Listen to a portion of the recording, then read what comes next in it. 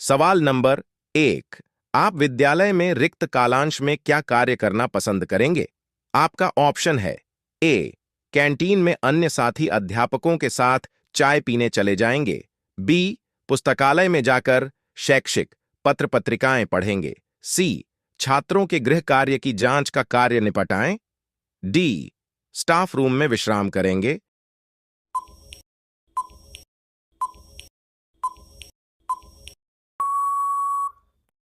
सही जवाब है बी। पुस्तकालय में जाकर शैक्षिक पत्र पत्रिकाएं पढ़ेंगे। सवाल नंबर 2। शारीरिक विकलांगता के शिकार बालकों की शिक्षा है। आपका ऑप्शन है ए। एक यांत्रिक प्रयास जो उनके व्यावहारिक जीवन की सीमाओं से समायोजित नहीं। बी। एक व्यर्थ प्रयास जिसका ऐसे छात्रों को कोई लाभ नहीं होता है। सी। एक नारामात्र जो उनके प्रति सहानुभूति प्रदर्शन का एक ढंग है। डी। एक सामाजिक दायित्व जो संवैधानिक नियमों की पूर्ति में भी साधक है।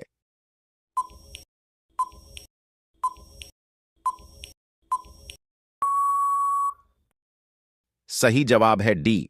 एक सामाजिक दायित्व जो संवैधानिक नियमों की पूर्ति में भी साधक है। सवाल नंबर 3। एक विद्यार्थी बार बार कक्षा में फेल हो रहा है, तो आपकी उसके प्रति क्या प्रतिक्रिया होगी? आपका ऑप्शन है ए। आप उसके फेल होने के कारणों का अनुमान लगाएंगे तथा उनका निदान करने का प्रयास करेंगे। बी। आप उक्त विद्यार्थी का मजाक बनाएंगे। सी। आप उसे घर में बैठकर किसी व्यवसाय से जुड़ने की सलाह देंगे। डी। आप उनका मनोबल बढ़ाएंगे।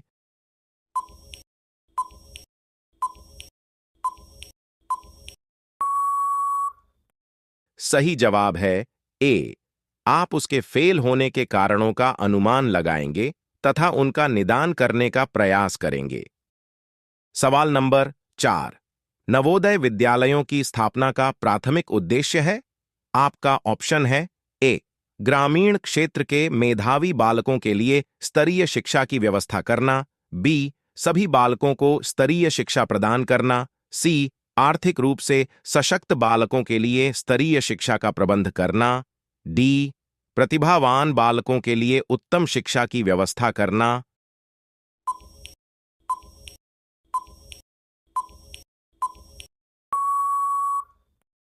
सही जवाब है ए। ग्रामीण क्षेत्र के मेधावी बालकों के लिए स्तरीय शिक्षा की व्यवस्था करना। सवाल नंबर 5। यदि एक अध्यापक अपनी आय में वृद्धि करना चाहता है, तो आप उसे क्या सलाह देना पसंद करेंगे? आपका ऑप्शन है ए। वह कुछ अनैतिक कार्य करें और धन कमाएं। बी। वह घर पर ही अपने विषय की कोचिंग खोल लें तथा छात्रों को अतिरिक्त समय में पढ़ाएं। सी। वह विद्यालय में ऐसे विभाग का कार्यभार संभालें जहां कुछ आय होने की संभावना हो। डी। वह उत्तम पुस्तकें लिखें और उन्हें प्रकाशित कराएं।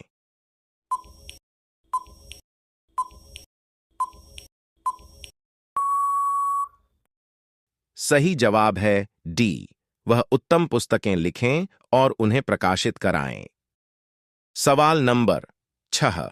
एक प्रधानाध्यापक होने के कारण आप अपने अध्यापकों को किस प्रकार प्रेरित करेंगे? आपका ऑप्शन है ए। आप अध्यापकों के मनोबल को उठाने का। बी। आप अध्यापकों को नवाचार कार्यक्रमों तथा सेमिनारों में भाग लेने के लिए प्रोत्साहित करेंगे। सी।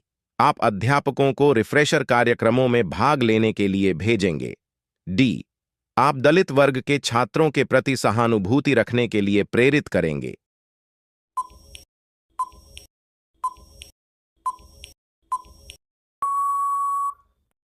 सही जवाब है सी। आप अध्यापकों को रिफ्रेशर कार्यक्रमों में भाग लेने के लिए भेजेंगे। सवाल नंबर 7।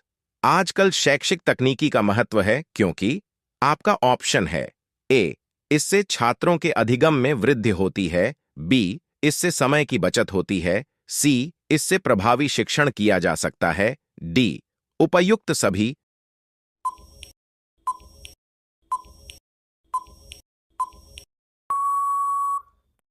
सही जवाब है डी। उपयुक्त सभी। सवाल नंबर 8। निम्नलिखित में से कौन सी एक संवाद की प्रक्षेपी विधि नहीं हो सकती है? आपका ऑप्शन है ए लैपटॉप द्वारा शिक्षण, B overhead projector, C slide projector, D internet surfing.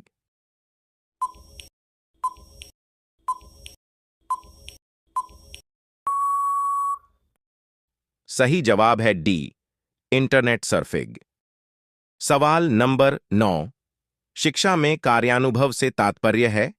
आपका ऑप्शन है ए शैक्षिक जगत में प्रशिक्षण अनुभव, बी उत्पादन युक्त शिक्षा व्यवस्था, सी औद्योगिक अनुभवों से परिपूर्ण शिक्षा, डी व्यावसायिक इंजीनियर निदेशक पार्क।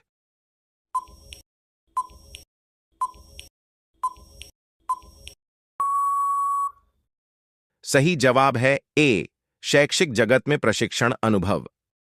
सवाल नंबर 10। सामुदायिक स्कूलों की स्थापना का बुनियादी लक्ष्य है।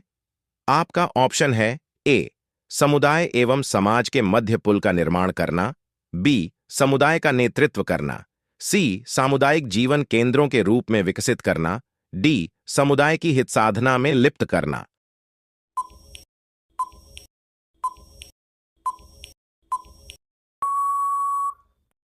सही जवाब है सी सामुदायिक जीवन केंद्रों के रूप में विकसित करना।